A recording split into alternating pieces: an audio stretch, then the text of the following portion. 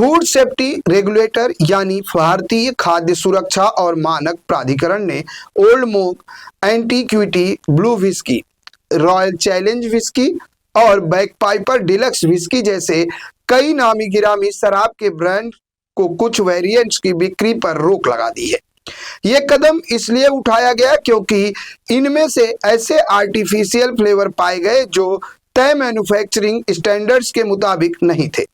Food safety and authority of India ने कहा कि उसकी जांच में पाया गया कि डियाजियो इंडिया की यूनाइटेड स्पिरिट्स, इनब्रू बेवरेज और मोहन रॉकी स्प्रिंग वाटर द्वारा बनाए गए कुछ प्रोडक्ट्स में शराब जैसा स्वाद और खुशबू लाने के लिए बाहरी आर्टिफिशियल या नेचर आइडेंटिकल फ्लेवर का इस्तेमाल किया गया है, जबकि इसके लिए प्राकृतिक सामग्री और सही तरीके से मैन्युफैक्चर करने के लिए प्रक्रिया का इस्तेमाल किया जाना चाहिए। रेगुलेटर ने मध्य प्रदेश में यूनाइटेड स्पिरिट्स की बनाई गई एंटीक्विटी ब्लू विस्की और रॉयल चैलेंज विस्की, इनब्रू बेवरेजेज की बनाई गई बैकपाइपर डिलक्स विस्की और ओल्ड कास्क डिलक्स XXX रम की बिक्री पर रोक लगाई है। इसके अलावा महाराष्ट्र में मोहन रॉकी स्प्रिंग वाटर की बनाई ओल्ड मोक के 3 वेरिएंट पर भी प्रतिबंध लागू किया गया है। हालांकि अभी यह साफ नहीं है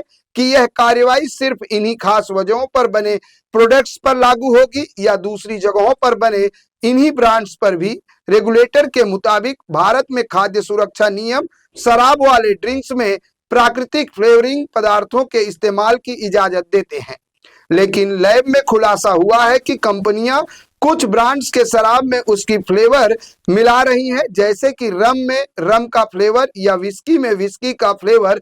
भारतीय नियमों के तहत इस तरह के फ्लेवर का इस्तेमाल करने की इजाजत नहीं है। भारत दुनिया के सबसे बड़े शराब बाजारों में से एक है, जहां इंडस्ट्री का सालाना रेवेन्यू लगभग $40 अरब होने का अनुमान है।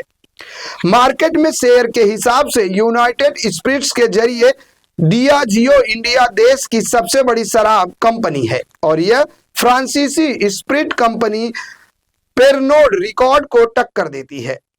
FSSAI की कार्रवाई के दायरे में आने वाले ब्रांड्स की शराबें देश में बनी हुई, इसलिए इनकी कीमत इंपोर्टेड विस्की, स्कॉच और प्रीमियम रम के मुकाबले कम है, इसलिए इन्हें पिया भी ज्यादा जाता है।